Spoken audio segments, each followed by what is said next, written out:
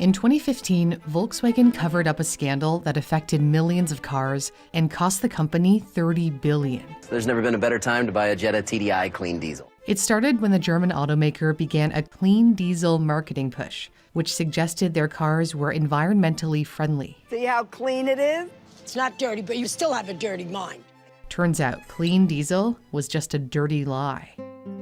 The automaker claimed it used a system that helped convert harmful nitrogen oxides, a common type of air pollutant, into harmless nitrogen and oxygen.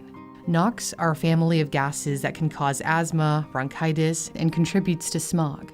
The U.S. Environmental Protection Agency required new diesel vehicles to emit no more than 0.07 grams of NOx per mile. Volkswagen claimed it emitted no more than 0.04 grams of NOx per mile. So it was quite a shock when 3 students at West Virginia University tested 2 Volkswagen diesel cars and found their emissions were off the charts. They polluted way over the limit on all of the 5 routes they drove in and around San Francisco, San Diego, and LA. According to their study, the NOx emissions for Vehicle A, the Volkswagen Jetta, were 15 to 35 times higher than the EPA's standards. Those for Vehicle B, the Volkswagen Passat, were 5 to 20 times higher. The car models were kept anonymous in the paper, but we now know their identities. This chart is especially revealing. The green line, way at the bottom, reflects the EPA emission standards. The 2 Volkswagens went way over the allowed emissions. Emissions for the 3rd vehicle they tested, a BMW X5, crept up only during the hilly drive. The scientists thought to themselves, were they screwing up the tests? They couldn't be. They had driven the cars numerous times. They began to suspect something that they didn't dare say out loud. Volkswagen was cheating. It takes a lot of guts to accuse a multi-billion-dollar company, the 2nd largest automaker in the world, of cheating. But that's exactly what Volkswagen was doing. The nonprofit International Council on Clean Transportation, which commissioned the study by West Virginia University, turned its findings over to the Environmental Protection Agency. The EPA later revealed Volkswagens were emitting up to 40 times more pollutants than allowed by law. Not only did Volkswagen deceive regulators, it deceived consumers who believed they were purchasing environmentally friendly cars. So how did Volkswagen manage to mislead everyone? It had installed software that could detect whether the car was being driven on the road or tested in a laboratory. When it noticed it was being tested in a lab, the software told the car to behave by activating controls to temporarily reduce emissions. It knew it was being tested in a lab when the car acted differently. Anna Stefanopoulou, a professor of mechanical engineering at the University of Michigan, explained to Wired, computer sensors monitor the steering column. Under normal driving conditions, the column oscillates as the driver negotiates turns. But during emissions testing, the wheels of the car move, but the steering wheel doesn't. That seems to have been the signal for the defeat device to turn the catalytic scrubber up to full power, allowing the car to pass the test. A catalytic scrubber is a device installed in the exhaust system of a vehicle to reduce the emission of harmful pollutants like nitrogen oxide. Once the car was back on the road, the deceptive software would switch off, allowing it to again exceed the standards.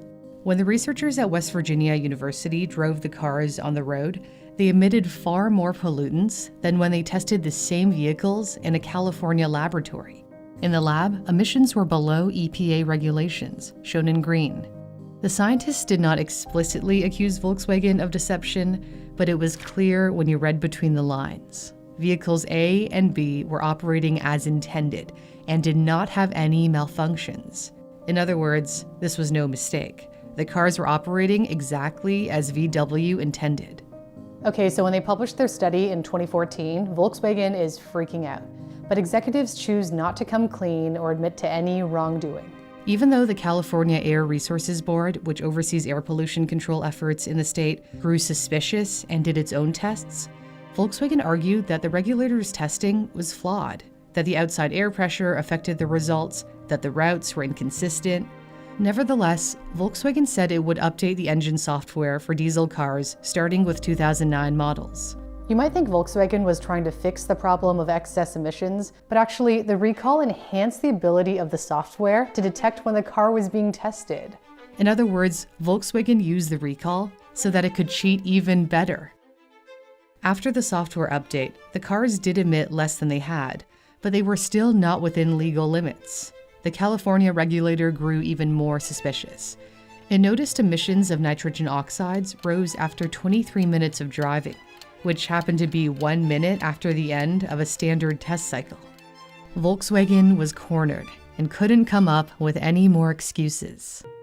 In September 2015, it finally admitted to regulators that its diesel cars were equipped with software to cheat emissions testing.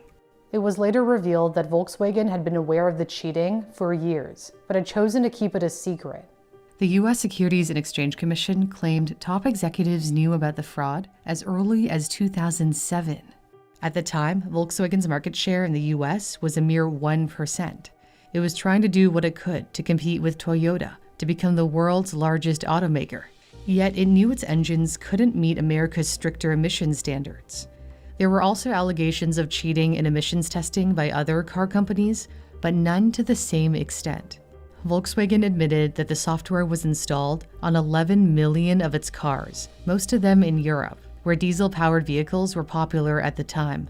The company recalled all 11 million vehicles to remove the deceptive software and also to retrofit the cars to meet emissions regulations, a time-consuming and costly endeavor. But the biggest expense came when Volkswagen had to pay about $30 billion in fines and settlements, which is far more than it would have cost to install adequate pollution control equipment in the first place. Several top executives at Volkswagen resigned, including CEO Martin Winterkorn, who maintained he was unaware of any wrongdoing. The company insisted that the illegal software was just the work of a couple of rogue engineers. In the month following Dieselgate, Volkswagen's worldwide sales fell 5%. There was even speculation that Volkswagen was finished. Yet, Volkswagen was able to weather the storm and has largely recovered. In 2022, it was the second best-selling automaker in the world, behind Toyota. The company regained consumer trust in part by introducing electric and hybrid vehicles, advancing its commitment to sustainable transportation. It is determined to sell more EVs than Tesla by 2025. But there's a long road ahead, as automakers have lost billions. This doesn't just affect you trying to buy a car. The everyday investor is getting whacked by the tremendous price fall. Because the S&P 500 is the most popular index used by the public to build their personal wealth, and it includes a lot of exposure to automakers and their stock. But there is an asset class that has outpaced the S&P by more than 130% over the last 26 years. I'm talking about contemporary art. The art market used to be impossible to access unless you were super rich. With Masterworks, everyone can enter the high-end art market without spending millions. You can invest in multi-million-dollar artworks by Banksy, Basquiat, and Monet. All of the offerings have been qualified by the SEC, and every painting Masterworks has sold to date has returned a profit to investors. The results from these 11 paintings speak for themselves. 652,000 people have signed up for Masterworks. There's a waitlist for new users, but you can skip the waitlist by clicking on my custom link in the description.